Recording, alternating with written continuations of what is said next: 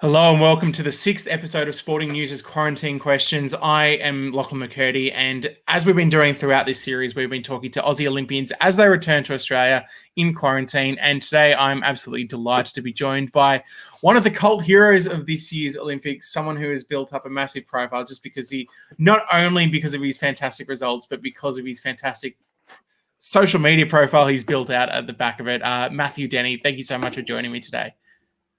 What's up, Lockie? Thanks for having me on. Appreciate it. Well, let's start. You're one of the few that are up in Howard Springs at the moment. What's that experience been like for you?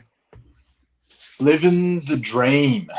No, it's been all right. I've been saying this a lot. It's actually been really nice to have these 2 weeks to just kind of, catch up on a lot of stuff, emails, people, build working off the whole interaction stuff with social media and just kind of just be creative in general with a lot of stuff. So it's been really fun, and it's been really nice to see that people have been enjoying the videos that I've been making, and everyone's like, please don't sort this out of quarantine. So I won't, but I don't know if I'm going to get out daily, hopefully second dailies, but it's just been that's literally all I've been doing, just trying to get creative with my mind and just catching up with people and trying to respond to as many messages as possible. So obviously we've seen you've done a little bit of content creation in the past. I mean, I was watching the other day one of the podcasts you did. I think it was with Liz and Cedric. I think it might have been Riley and Cedric. Riley and Cedric. Yeah, sorry. A little bit before the games. And so is that something you've always been interested in, that sort of content creation side of things? Yeah, so like my content stuff, I've really started to get into it more probably over the last 12 months. I've always been into photography and everything around that. And yeah, I've just started to enjoy it much, much more. And I've always wanted to get into radio and just personality side of things. And just presenting in that, because I've always enjoyed presenting and talking and all that kind of thing. So yeah, I have this podcast called Inside the Cage with Denny. I hope people understand that pun. And it's basically about I'm getting people on that have been successful in sport and just successful in general, and trying to humanize them as much as possible, because a lot of people think, Olympians, and they train hard, they're stiff, they or like just successful. A lot of successful people in general, they're very stiff and aren't relatable people. And I like getting them on and just talking about normal topics. Like obviously we talk about sport and other things like that, or related topics, but just talking about normal stuff, like just day to day and common problems, and just having good chat, like throwing chat, having a chat, just all that kind of stuff, which is fun. So I've been enjoying more of that stuff lately, for sure. Well, let's go right back to the beginning. Let's talk a little bit about how you got into athletics. There was a great sort of TikTok you put out the other day when someone asked about your journey, sort of saying it didn't start straight away, like it was a struggle early on, but you kind of worked through it. I mean, what was it? Won the World Youth Championships back in 2013 as well. Like, obviously a few things clicked into gear in certain years. How did that journey take place for you? Yeah, so basically I was a real sporty kid. I had a sporty family, and I was predominantly playing footy, so like league. So I was doing footy, swimming, athletics, motocross, like everything. Like I grew up on a farm, like I did basically everything and anything, rode horses, like all that stuff. And and it just kind of went from there. And I was playing a lot of footy. My footy was getting really, really good. But my athletics was, I was enjoying it. And then I went to state championships in grade 6 and 7 and got dead last in the state. And I hated that so much. And in grade 8, I got a coach, and that was Graham Pitt. So he took me from last in the country to second in the country. Last in the state to second in the country in 3 months. And then from there on, we just like built forward. So that was 2009. Then by the time we got 2013, I was best in the world. And and then just went from there. Made Rio 2016, which I was like one of the youngest ever to make men's disc in an open category at an Olympics and stuff. And then just progressed from there, made Com Games. And then my coach Graham and I parted after Com Games, and then I'm now with my current coach Ben Thompson, and just, it's just progressed from there. So like, and I just like it wasn't situational, but I just fell in love with like the actual events and like the complexity of the amount of things you have to do to be able to be good at one single movement kind of thing. So I wanted to ask about Rio because obviously, as you said, one of the youngest ever to compete there. What was that experience like as someone so young? Like, what expectations did you set on yourself going into that event? in Rio, Yeah. yeah. So like Rio was quite an interesting one because I didn't compete as well as what I wanted, and I knew I could have done way, way better. I knew I could have made the final, but I just didn't hit the throws that I should have. But the main thing that I took away from it was I just felt very comfortable in that situation, even though I was very young. Like I was 19, just turned 20. And I just felt comfortable in that situation. Like in where I've heard many stories of people have freaked out, they've not performed well because they're just so like terrified of like the occasion. I didn't feel that. I felt like, all right, like this is, I'm here. I'm not the biggest guy around, that's for sure. But compared to some of the other guys, like 6'10" and me being 6'5", I just felt comfortable. I stepped to them, and I wasn't intimidated, and I knew that this was what I wanted to do 100%. So yeah, that was kind of the biggest thing that I took away from it. I wasn't there to participate, that's for sure. My dog's decided to come say hello in the chat. That's okay. Perfect. So obviously you take that next step up towards the Com Games 2018, fourth in the discus, second with the silver in the hammer. That must have been pretty surreal, not only to do it at such a big event, but to also do it at a home Com Games. Yeah, so obviously I used to do hammer and disc, and to step up in hammer was really good. I thought it was a frustrating experience because I felt that I was so happy that I medaled and performed well to, I guess, the public standards, to medal at Com Games with a home crowd, and like it was, it's still one of the craziest experiences just being in that, and being at a home game. So, and having so many family and friends, and just looking through the crowd and spotting hundreds of people that have been on your journey. But as a performance side of things, I was quite frustrated because, in hammer, I felt like I had a good 6 meters more there. I just couldn't find that. And I think that was from the occasion. It was just so, with hammer, it's very temperamental. And because of the occasion, it changes a lot of your timing. But then to get fourth in discus when I fouled a throw by millimeters, to get that would have got me second. And it was 4 meters better than what the throw that I got fourth with. No one had ever medaled in both, ever. So to miss that by so little, it really eats at me still. But we'll go back to it. We'll go back to hammer one day, just not at the current point in time. So.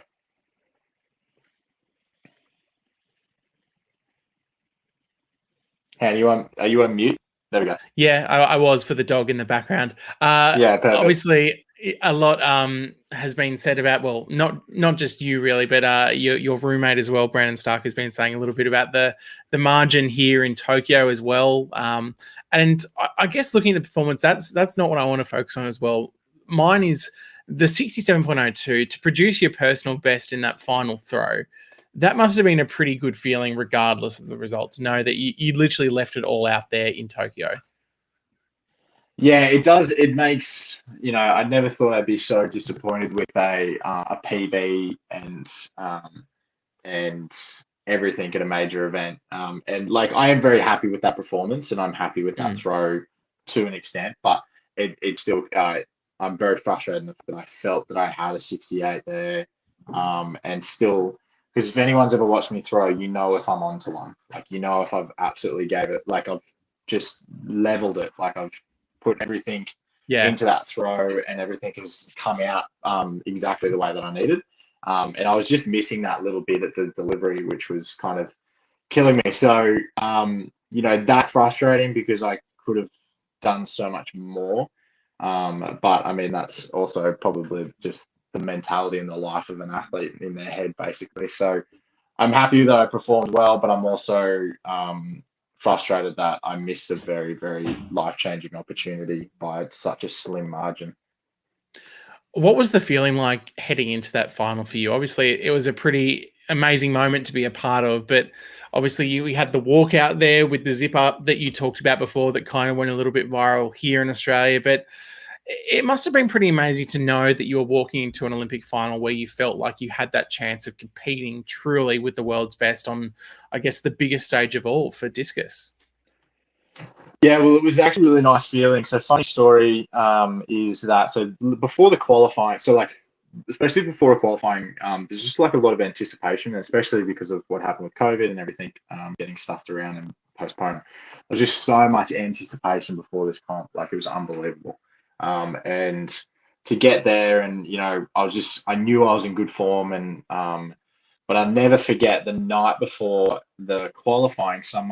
There's a big throws community and stuff, and I didn't really look into it too much, but I remember they posted this thing about predictions, people to look out for, underdogs, and blah blah blah blah blah. And I wasn't on that, and that's fine. But it was just interesting to see, because what happens with discus is there's a lot of people that throw very, very far in the season leading up to a major with good conditions, such as good headwinds, which help 2 to 3 meters on your actual throw.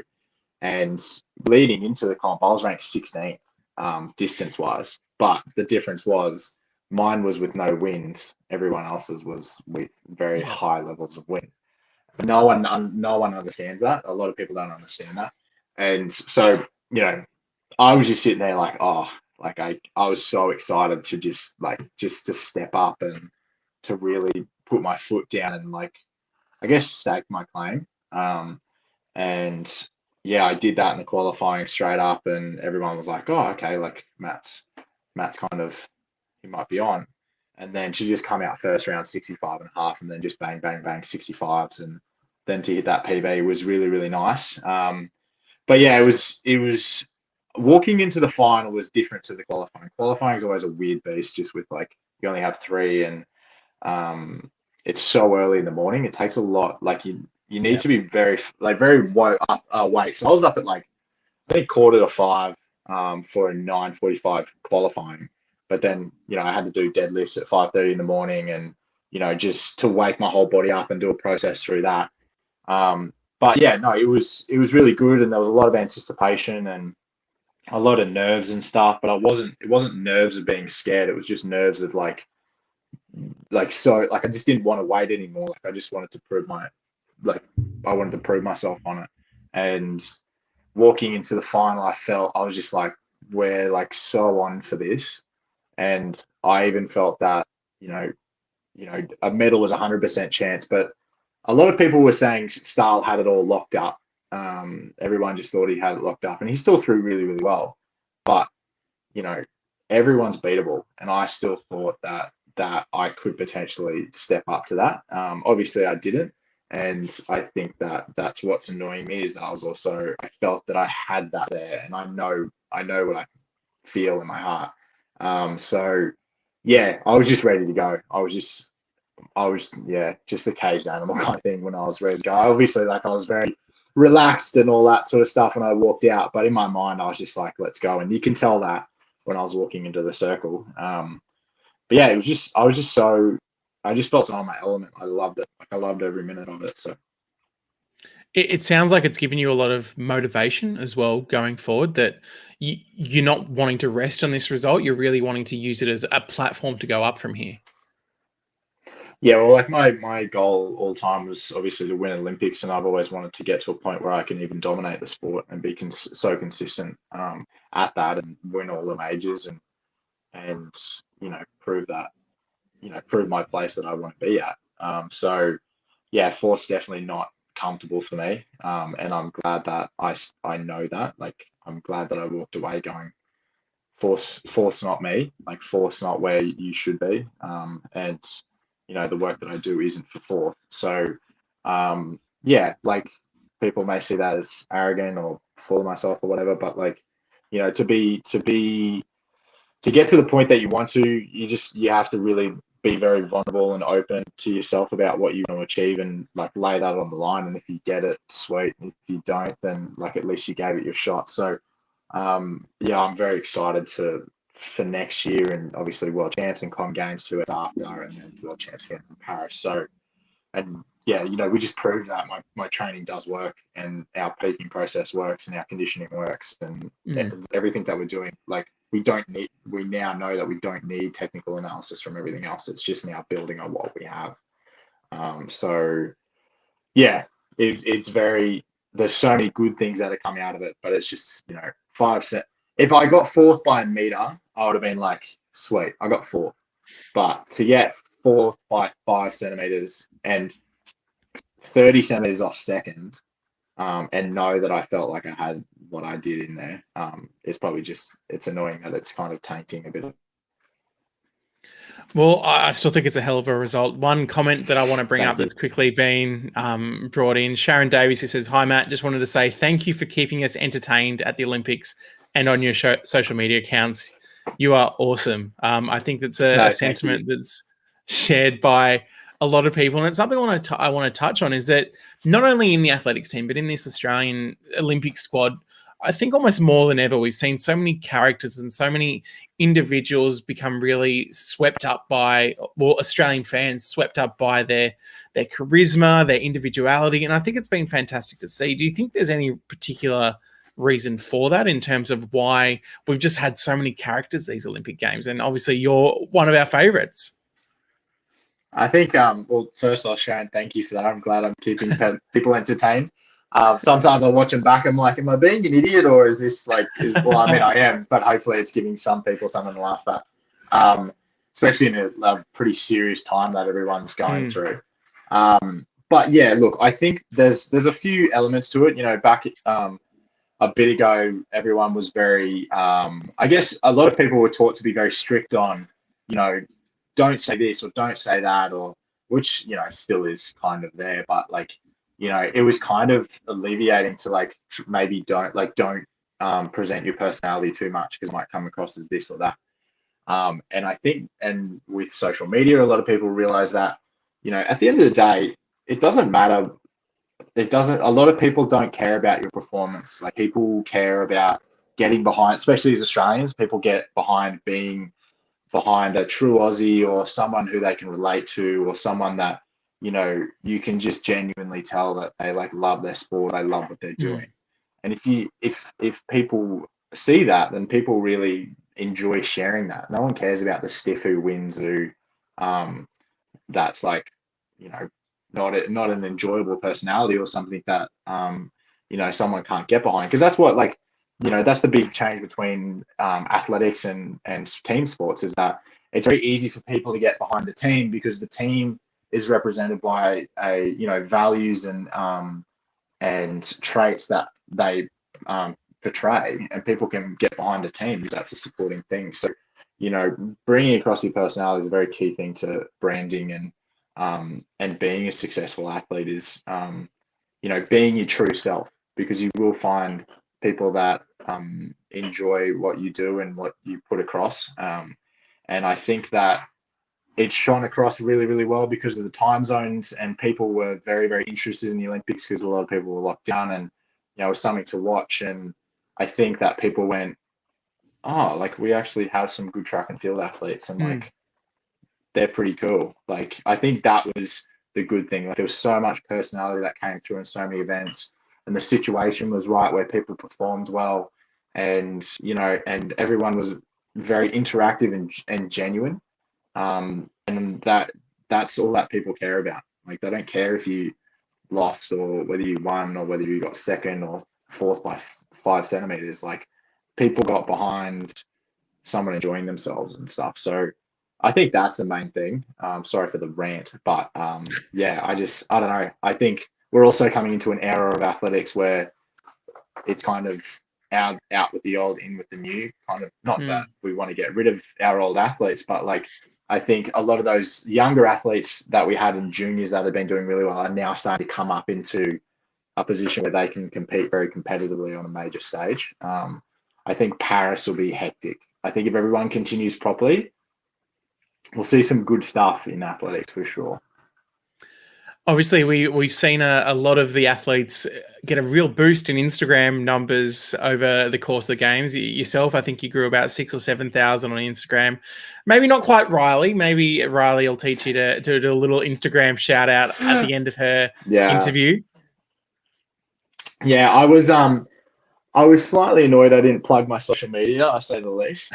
But the reason I wasn't the funny thing is though, I wasn't going to plug it for followers. What I was actually going to do was I was going to do a live video after, because so you can't do live videos in any accredited areas. So in the stadium or in the village or in the food court or whatever. But when you're on the bus, you can, because it's not an accredited area. And, you know, I wanted to do that because I think a lot of, like, because of the peak interest of what it was, I wanted to be able to give, you know, more questions than what, answer more questions than what were given on the 7 interview. Not that was not enough, but you can't take the whole time answering everyone's questions and stuff, and trying to actually give that genuine feedback on like what happened and all that kind of stuff. So yeah, I mean, I did go up to 100,000, but whatever, we'll get there another day. And yeah, but no, I'm so thankful that people have like joined like my community of followers and stuff, because we like to have a good time. And you know, it's been really nice the support that people have shown throughout my social media and just messages in general, because you know, yeah, it was just, you'd swear from all the messages of support, you'd swear I'd won it. Is part of you wishing though that maybe if you had been in a hotel for hotel quarantine, you would have been getting all these Uber Eats that the people like Riley and Ash and Cedric are getting over in Brisbane at the moment? Nah, I'm not about it. I reckon yeah, I wanted to go to Brisbane because like, I mean, there wasn't a huge choice. There was a lot of specific circumstances that people had to go certain places and whatever, and you had to be out a certain time after your event. But it's actually been good being in Darwin. The only thing I missed out on in going to Brisbane was I wish that Mia, my fiance, was able to bring me good like home cooked meals. That's what I'm missing the most. Yeah. I think the biggest thing out for though is a bit of Guzman and Gomez. Okay. I'm fanging for it. What's your go-to order at Guzman? Pulled pork burrito, spicy, with side of chips and Mexican cola, and probably maybe one or two churros for sure, with a little caramel. Yeah, very nice. I think I saw, even though you guys were in the village, so you wouldn't have been able to do it, that Guzman put out something saying the Aussie athletes in Tokyo, come to our store and we'll give you some free Guzman in Tokyo. What? Yeah, there was something. No way that was a thing. I remember seeing that in Tokyo because they've got some stores over there. Bro, shouldn't have told me that. I'm so dirty now. Well, we've seen a few other places here in Australia sort of follow on from that sort of trend. I mean, Charlie's. 5 minutes ago, I got a burger named after me. I'm literally living my peak life right now. What's on the burger? It's, I don't know. Hang on, I'll get a photo of it. I couldn't believe it. I'm like, someone tagged me. They're like, oh, you know, we're gonna make a new burger and we're gonna name it and stuff. And I was like, oh, okay, that's pretty cool. And then someone commented and any name suggestion, and they're calling it the Denny, and then it says named after Matt Denny, Aussie discus thrower. Check his Insta, very funny. And it won. I couldn't believe it. That's the burger. It looks hectic. How good does that look? Shout out to Salty Joe's in Sydney. Okay. Obviously a bit sad that I'm in Brizzy in that sense. Yeah, get around Salty Joe's. Message them to open up a place in Brisbane so then I can eat it at least, because obviously you guys, Sydney's not coming out of lockdown anytime soon, I don't think. No time soon. Another food item that you've become quite well known for, and that we had a question sent in from Benji on Instagram, was about Chocky Milk. First off, can you talk about how that sort of link came in? But Benji also wants to know how many liters of Chocky Milk can be consumed in one sitting. Depends how desperate I am. Like, look, so NRL Roast put up a thing, and I think maybe the facts got wrong. It said I could drink 3 liters in under an hour. I've done 3 liters in like under 30 minutes. But how'd you feel after that? I think I was fine. I woke up so crook though. Like the sugar, No joke. I felt like I was hit by a truck. I was so like, just felt so terrible. It was worth it though. Yeah. But I don't know. I reckon another little fun fact about me. So like, I drink milk like a potty calf in general, like just general milk. When I was like 13, I'm pretty sure I had 9 liters in one day. Yeah, Just mate. because? Dairy Farmers Australia, come at me. Yeah, that's the Just sponsorship cause, we need. just cause. Literally just cause. I don't know. When like drinking straight chocolate milk, I 2 liters pretty easily. I reckon I could do 4 liters in 30 minutes pretty easily. But some kid challenged me, said that my chocolate milk effort is weak. So I've told him to Oh, challenge me to a video. So I'm keen to get home, get a 3 liter, and see how quickly I can do it just for the laugh while I'm on break. that's going to be content that I can't wait for. I mean, it's going to be like, surely if Kelsey Lee was able to do that beef ad, maybe we get you a Dairy Farmers equivalent sort of ad ahead of Someone games next actually, year. so I put up that TikTok and like, no joke, I'm pretty sure 10 to 15 people messaged Oak Chocolate Milk directly saying, sponsor this man. And they're like, yeah, we'll take it to the team and consider it. I'm like, oh, okay. That's Kill hungry, probably a lot thirsty further dead. than you thought. Yeah. Yeah, Oak, if so you're who watching knows? this, if you need a man, Oak, this is your guy. He's going to be all over everything for the next 12 months. You spoke about the People are just going to be NRL like, roast. dude, we get it. You spoke about the NRL roast before. Obviously, great footy content that they do over there, and they had that footy 13 So of good. athletes from the Olympics. Were you happy with your position there? You thought maybe you could get a spot in the back line, or do you reckon up forward is one of the big boppers? That's where you see yourself. I'm not gonna lie, I was so stoked that I got vice captain. I was very happy with that. Number 8. I enjoy number 8. I also enjoy I enjoy a lock position or like center. Yeah, okay. But I do like up the guts, good strong Yeah. runs kind of guy. So everyone's saying off the back fence, and I was like, yeah, for sure. As a proud Queen, they've got great content. as a proud Queensland boy, are you a Broncos fan or your allegiances lie elsewhere? So like I've never been like I did back Broncos a lot when I was younger. Because that was kind of like Petro and Lockyer and all those boys, and like because my brother Jonathan, he played NRL early 2000s, so like I was very into that. At the moment, like I do watch I watch a bit of Broncos. I'm enjoying Rabbitohs, and the Penrith boys have got a good game. Yeah. And then I've kind of just like I watch it more generally. I'm not a huge like solid behind kind of guy. When it comes Yeah. to I just enjoy watching the comp in general. So We've got 2 questions on a similar thread to finish off. Firstly was from Ben Mitchell on Instagram. If you could have a roommate that isn't Brandon Stark, who would it be? Well, I already had these guys as roommates. I had Stewie McSwain and Curtis Marshall. Yep. But if I had someone else, Dane Bird Smith. Yeah, okay. Dane's a good chat. He's a very lovely, genuine guy. Good chat, and very. If you need a pep up, the guy to go to. Absolute, unbelievable energy levels.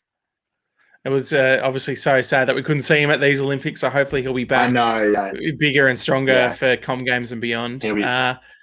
He'll be back next year for sure. And the final question that we had sent in was also from a B Stark. Who is the best roommate you've ever had? Oh, weird. B Stark. That's a weird name. Seems makes you think. No, who have I had? I've had a few roommates. Stark's not that great. It was kind of just situational, I guess. So probably nothing crazy there. I definitely have to say anyone else other than Stark. Probably run with that. Fair enough. All right. First thing you're doing out of quarantine, is it Guzman or is it something else? What are you most looking forward to when you get out in a couple of days' time? Gin. Gin. Okay. A gin. A gin. I'm sorry. Just So there's straight. a place. Nah, like a tonic. Love a Yeah. tonic. Okay. There's a gin in West End in Brisbane that's got it's got Pavlova gin, and I'm a Pavlova Ooh. guy, and it's Okay. very good. But I think a couple of gins just to celebrate with friends and family and stuff. And just some Guzman and some good home cooked meals and just kind of actually like live a normal life again. For the last 6 weeks, it has not been normal. And just because of COVID, and just being it wasn't COVID itself. It was the whole situation of what COVID could bring, if there was an issue, and that was the stress. So my hands were never cleaner during that whole time. I went through probably like 300 liters of hand sanitizer, but yeah, it was just that stress of always being vigilant and not slipping up, and always being tested, and knowing that at any moment, because of no fault and a situation that was not your issue, or something that you didn't cause, could completely rule you out of the game, or something that you've been waiting for your whole life in the form of your life. So that was stressful. But now, obviously, competing, it's definitely less stressful, but still being vigilant. But yeah, it's living a normal life again. I think that's what I'm excited for. Get back some routine and some normal life. Well, we hope you get a massive Guzman meal, because I think you definitely deserve it, not only after your performance, but after these 14 days in quarantine. Before we leave, Matt, give us a plug. Where can people catch all your content? Where can people keep up with your journey in the next 12 months as we head towards the Com Games? So my Instagram's at Matty Denny. My YouTube's Matty Denny, and predominantly my stuff is on my Instagram, and I just thread from there. TikTok Matty Denny _, and check out the podcast. I'll have a lot of episodes coming out after quarantine with Olympians and sports commentators, and a lot of everything else in between. It's called Inside the Cage with Matty Denny. So hope you enjoy, get some good clips out of it. And if you have anyone that you ever want me to talk to, send me a message. Well, make sure to check it out, especially Matt's TikTok, because it is so entertaining, and it's fantastic to see you keeping yourself entertained up there as well. Matt, thank you so much for taking some time to chat with us, and good luck for the rest of quarantine up there. No, I appreciate it. Thanks for having me on. And I've got a TikTok coming out in about 5 minutes, so go check it out. Get around it. Exclusive. Okay. Cheers, Matt. Yeah. Thanks, guys. Bye.